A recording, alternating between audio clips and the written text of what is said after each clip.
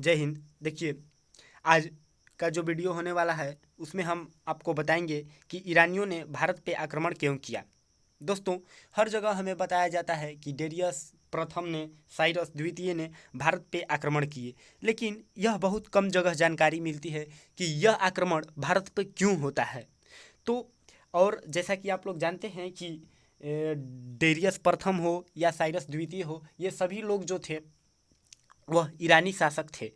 तो हम आज के वीडियो में यही जानेंगे कि ईरानियों ने भारत पे आक्रमण क्यों किया, और हम आप लोगों के बीच में 5 ऐसे कारण देंगे जिससे यह प्रतीत हो जाएगा कि ईरानियों ने इन्हीं कारणों के द्वारा भारत पे आक्रमण किया।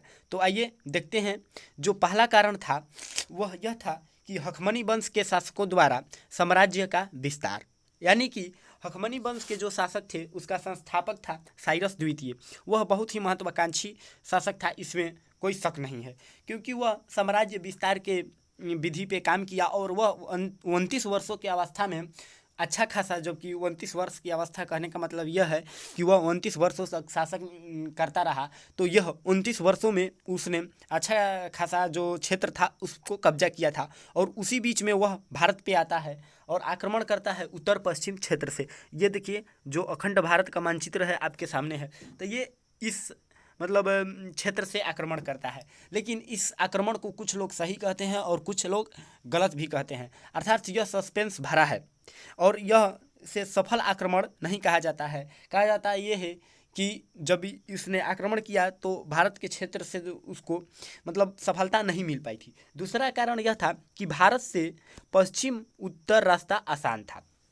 देखिए दोस्तों, भारत से पश्चिम उत्तर का रास्ता आसान इसलिए था क्योंकि ये जो दक्षिण भाग में था और पश्चिम और पूर्व भाग में यह विशाल समुद्र था, तो इस तरह से आना एकदम मुश्किल था। और दूसरी बात ये भी थी कि इधर हिमालय पड़ रहा था, तो इस क्षेत्र से भी आना मुश्किल था किसी विदेशी आक्रमणकारियों को। तो और ये जो था, ना ही इधर समुद्र था और ना ही उतनी ऊंची हिमालय जैसी पहाड़, तो ये जो जगह थी एकदम सेफ थी विदेशी आक्रमणकारियों को घुसने के लिए। तो यह इधर से घुसते थे और इधर के लोगों पे आक्रमण करते थे।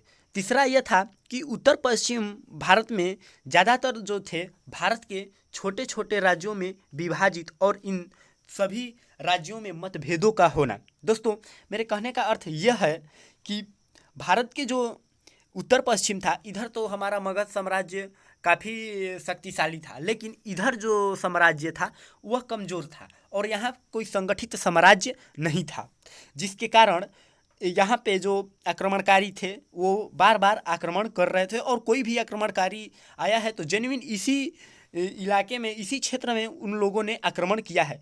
तो तीसरा कारण यह था कि भारत में छोटे छोटे राज्यों में विभाजित होना, उत्तरी पश्चिमी भारत को, और उनमें मतभेद होना, एक दूसरे का सहयोग भी नहीं करते थे, जिसके कारण एक के बाद ये लोग जीते चले जा रहे थे और आक्रमणकारी इन्हें जीत लेते थे।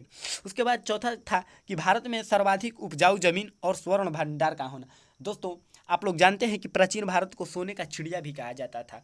यह इसलिए कहा जाता था कि यहाँ पे ज़मीन जो थी उपजाऊ थी, यह हर तरह के क्षेत्र थे, मसाला का क्षेत्र था, हर तरह का क्षेत्र था, जिसमें भारत एक सोने की चिड़िया, कहने का मतलब कि यह धनी ही राज्य था। तो इसमें बहुत ज़्यादा यह धनाढ़ प्रदेश कहेंगे, यानी कि बहुत ही धनी राज्य था उस समय। तो इसलिए भारत पे आक्रमण करते थे। जेन्युइन कोई भी आक्रमण यही करेगा तो उसको लाभ होना चाहिए, और यहाँ से भरपूर लाभ मिलता था। कहा जाता है यह भी है कि जो ईरानी आक्रमणकारी था जिसका नाम था साइरस द्वितीय ने इस क्षेत्र पे जब कब्जा किया था, माफ़ कीजिए, डेरियस प्रथम ने जब इसको कब्जा करके अपना विश्वा प्रांत बनाया था, तो यहाँ से जो उसको इतना सोना मिला था, कहा जाता है कि 300 टैलेंट स्वर्ण मुद्राएं मिली थी उसको, जो कि इसके पूरे जीते हुए प्रदेश का 1/3 राजस्व था। सोचिए कि इसका जो क्षेत्र था वह कैस्पियन सागर तक भी जाता था, और उतना क्षेत्र से मात्र एक छोटे से क्षेत्र में उसके 1/3 स्वर्ण भंडार का होना यह दर्शाता था कि भारत कितना जो समृद्ध राज्य था।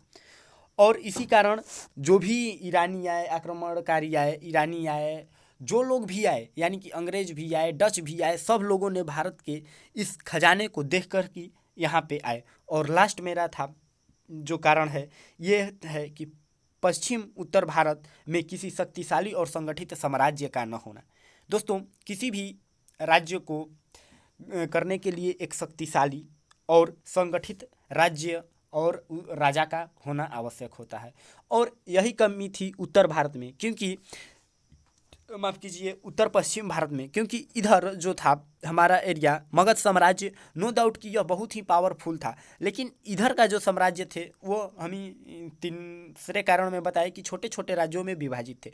अर्थात यहाँ पे जो संगठित और शक्तिशाली साम्राज्य का न होना, यही एक बहुत बड़ा कारण था कि ईरानी आए या कोई भी विदेशी आक्रमणकारी आ जाते थे। आप लोग जहाँ भी देखेंगे, मुगल देखेंगे, सबको देखेंगे, ये इसी भाग से प्रवेश किए हैं। क्यों? क्योंकि यहाँ पे जो अच्छा खासा संगठित और शक्तिशाली साम्राज्य का न होना। तो मैं आशा करता हूँ कि आप सभी को ये ज़रूर ही पसंद आया होगा, और मैं जो अगला वीडियो लेकर आऊँगा वो सिकंदर के बारे में लेके आऊँगा, और पूरे सच के साथ लाऊँगा कि आखिर सिकंदर क्यों आता है, कब हारता है, किससे हारता है, और क्या ये बात सच है कि जो पोरू के वीरता को देखकर ही सिकंदर उसके ज़मीन को और उसके राज्य को छोड़ के चला जाता है, या पोरू सचमुच उसको हराने में कामयाब हो जाते हैं। तो मिलेंगे अगले वीडियो में। जय हिंद। वीडियो को लाइक कीजिए, सब्सक्राइब कीजिए और ज़्यादा से ज़्यादा शेयर कीजिए। धन्यवाद। जय हिंद।